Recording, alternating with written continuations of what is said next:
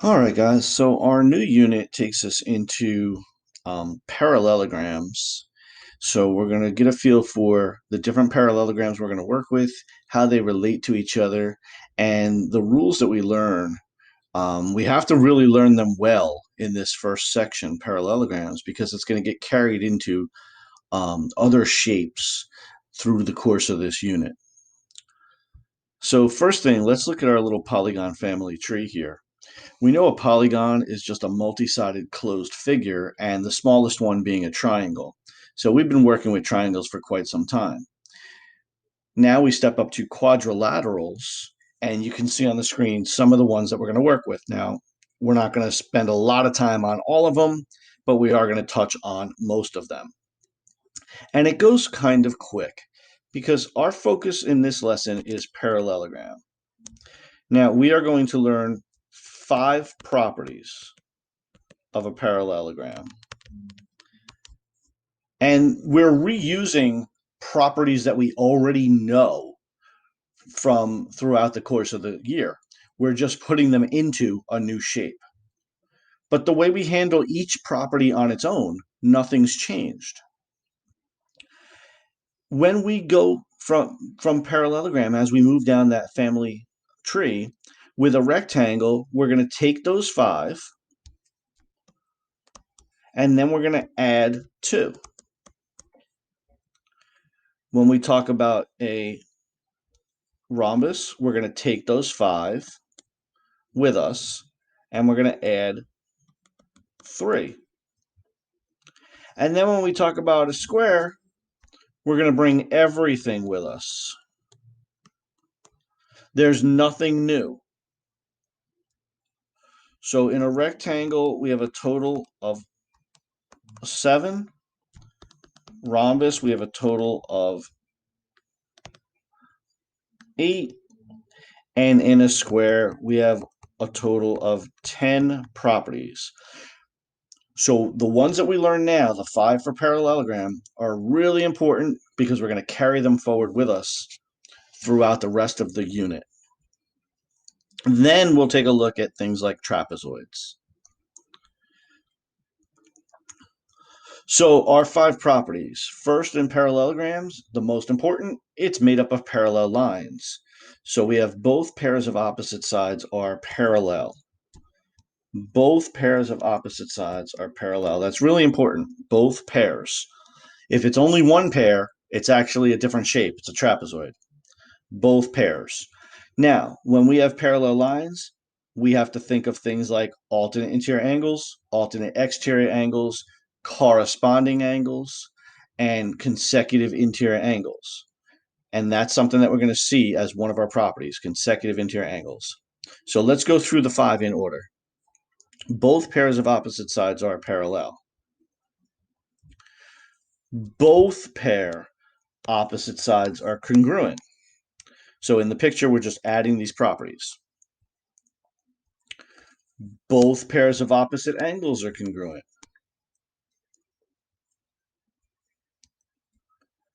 Consecutive interior angles are supplementary. So we just say consecutive because, well, they're all on the interior. So consecutive interior angles are supplementary. These are based on parallel lines. Consecutive interior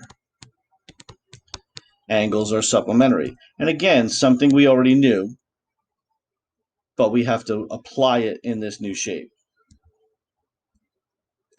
And the diagonals bisect each other.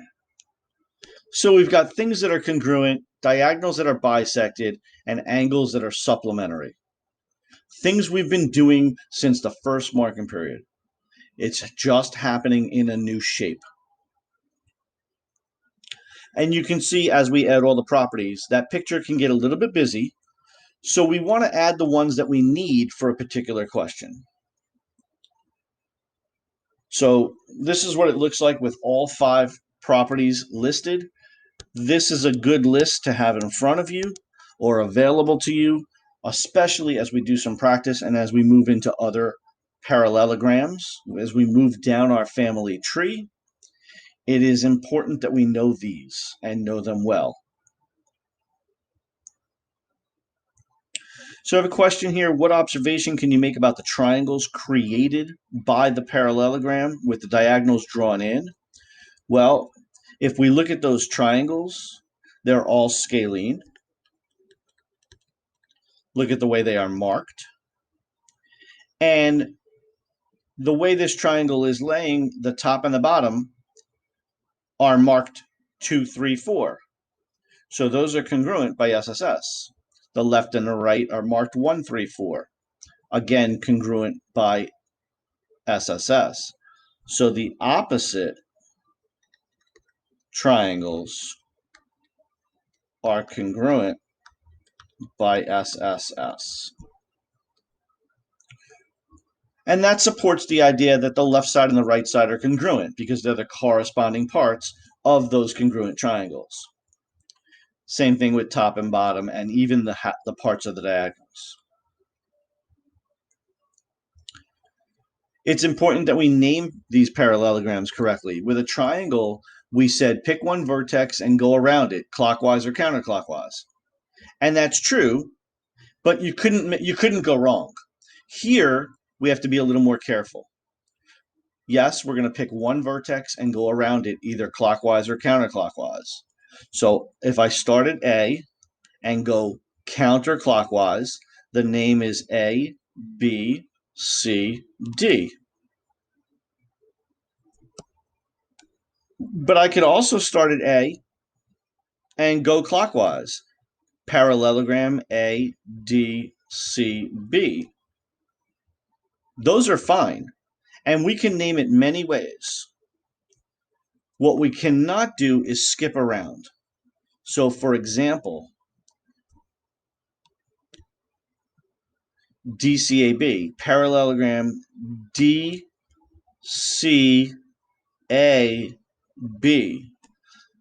That's not tracing out the parallelogram. So we cannot name it that way. When we have to draw it ourselves, we have to be careful. It's not that difficult, but we do just have to be careful. And we can use the symbol of a parallelogram in front of the shape, in front of the name. And again, there's several ways to name it.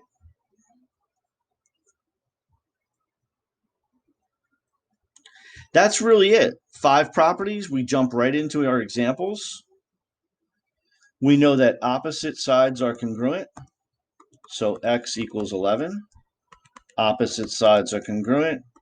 Y equals 8. Again, opposite sides are congruent. So 7 equals b plus 2. And b is 5. Opposite sides are congruent. A minus 3 equals 14. And a equals 17. Number 3, opposite angles are congruent. M equals 101 degrees. So we're just applying the properties that we just discussed. Opposite angles are congruent. 4n equals 76. And of course, we're going to divide. So 76 divided by 4, n equals 19. Number 5, opposite sides are congruent. C minus 5 equals 20. C equals 25. Opposite angles are congruent. 68 equals D plus 15. When we subtract 15, we get D equals 53. So you can see how this works out. Again, we're just applying those properties. Opposite angles are congruent. 124 equals 2p. P equals 62. Opposite sides are congruent. 49 equals 5q plus 4. That's 45 equals 5q, and q equals 9. And I have a bunch of examples here. I'll keep going. We're looking for angle B. Opposite angles are congruent. So angle B equals 119. In the next question, we're looking for angle G. Consecutive angles are supplementary. These are consecutive interior angles. We have parallel lines, so the consecutive interior angles are supplementary.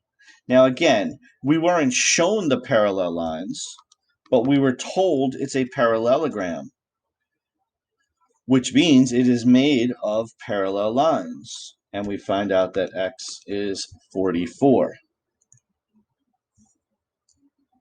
In the last one here, we're looking for angle M. And again, these are consecutive. Consecutive means one after the other. So as we go around the picture, these are consecutive. So x equals 102, technically 102 degrees. Okay.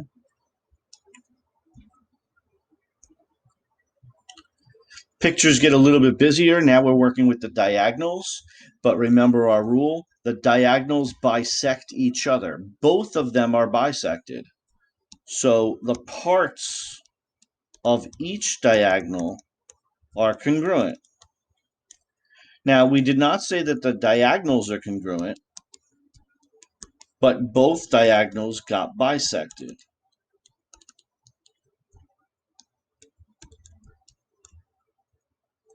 And we can see each of these problems is exactly the same. Each diagonal was bisected.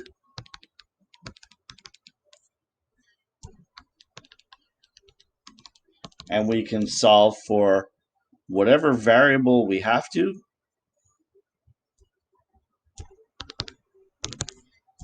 (27) equals 2y plus 9. That's 18. And y equals 9.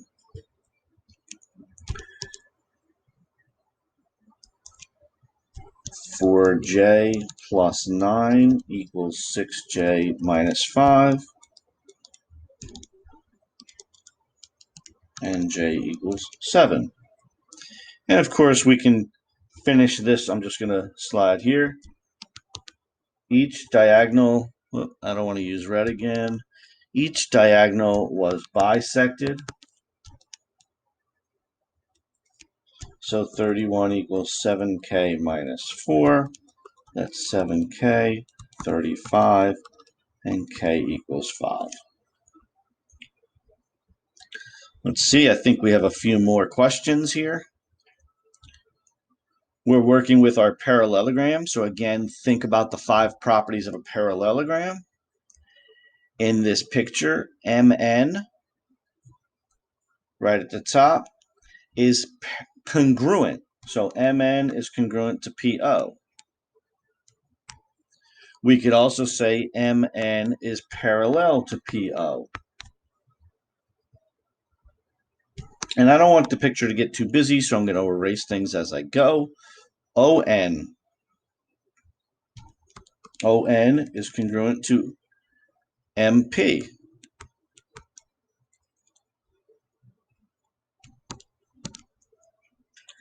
Angle MPO. So I want to find that. Number 16. Angle MPO. MPO. That's this big corner. Well, opposite angles are congruent. So we're going to go up to the opposite corner, and we're going to take that big corner. So we could say angle MNO. Opposite angles of the parallelogram.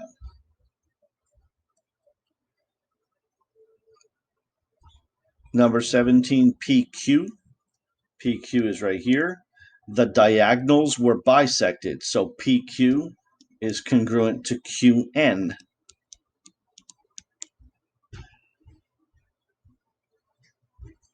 In the next question, QM. Again, that diagonal was bisected, so QM is half of it. The other half would be QO. Let's clean up the picture a little bit. Number 19, angle MQN. MQN. Well, MQN, that's a vertical angle. So the old stuff that we've been working on all year long does not go away. Vertical angles. That's not new for this section. That's something that we've been doing for a long time. And finally, the last one here, angle NPO. NPO. So it's not the whole corner, it's just that piece. Well, we have parallel lines. So that means we have alternate interior angles. So it is congruent. NPO is congruent to PNM. Alternate interior angles. The previous question was vertical angles. So none of our old knowledge is going away. We are using everything we've ever learned. We even saw congruent triangles in the picture. So we are doing everything all inside this parallelogram.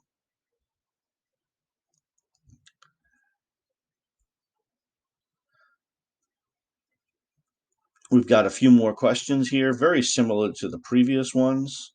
So we're asked to find the indicated measures. Now we're actually going to put in some numbers here. HI. So find the parts. HI is that side of the parallelogram. Opposite sides are congruent, so 16. KH. Opposite sides are congruent, so KH is 10. Number 23 asks about GH. GH. Diagonals were bisected, so the other half of the diagonal is 8. So is this half. Which means HJ, if that's 8, HJ is 16. So let's clear the picture and let's work on some angles. Angle KIH, we need to find it. KIH. This corner. Well, again, we have parallel lines. So we have alternate interior angles. 28 degrees. Alternate interior angle. And I'm going to clear the picture for each one. Angle JIH. JIH. This whole corner. Opposite angles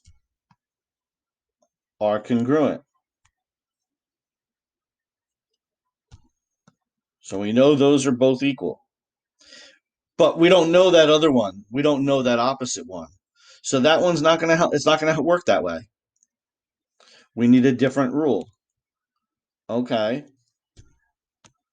Consecutive right here, 84. So consecutive interior angles are supplementary. So 84 plus angle JIH equals 180. So angle JIH equals 96 degrees. I tried the opposite angle, but I didn't know it. So I had to go with the angle next to it. I tried something, it didn't work, so I backed up and tried something else. Number 27, angle KJI. KJI. Well, opposite angles are congruent. So looks like it's 84 degrees.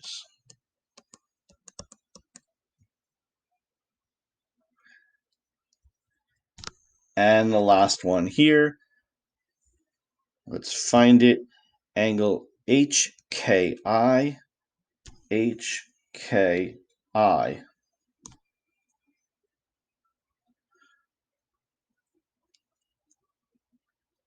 Well, we've got to be a little creative here.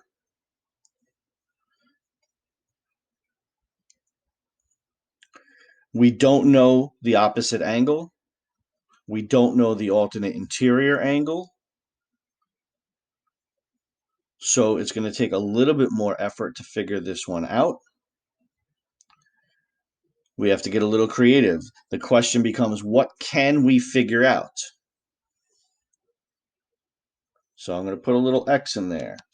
What can we figure out? Well, we know that the consecutive interior angles are supplementary. So that big purple angle and that big red angle are supplementary. They add to 180. So the 84, that big angle in purple, I'll actually put it in purple. The 84 plus the other angle that we have, it says 28 plus X, all together have to add up to 180. So that one was a little bit more challenging.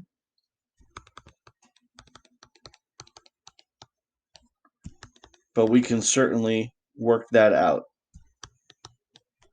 And we find out that it's 68 degrees.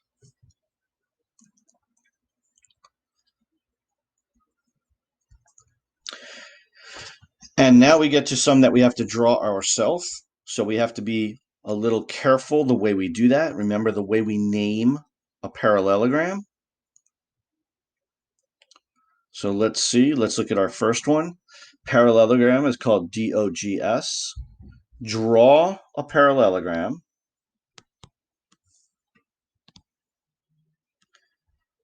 Start in one corner and go right around. So DOGS.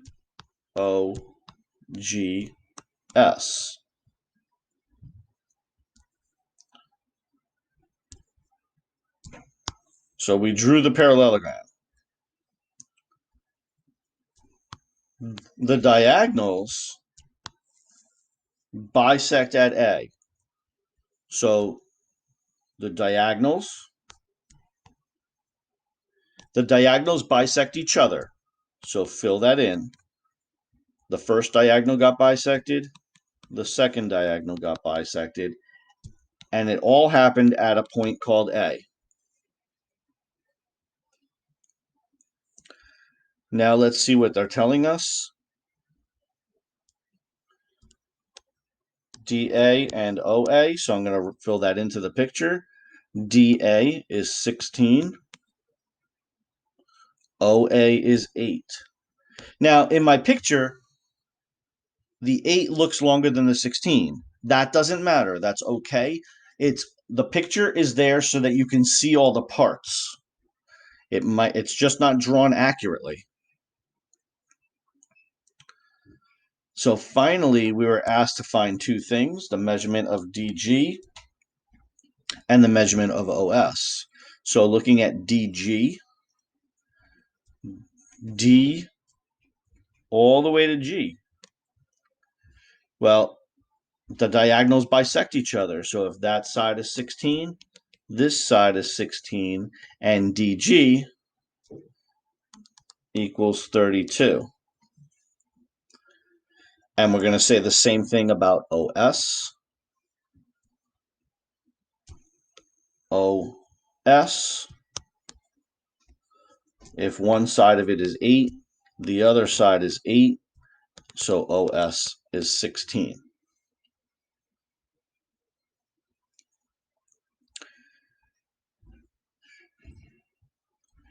In our last question, we have parallelogram CATS. So again, CATS. and the diagonals are drawn in, we are asked, what can we figure out about the four triangles? Now, we talked about this a little earlier, but start filling in properties. Opposite sides are congruent.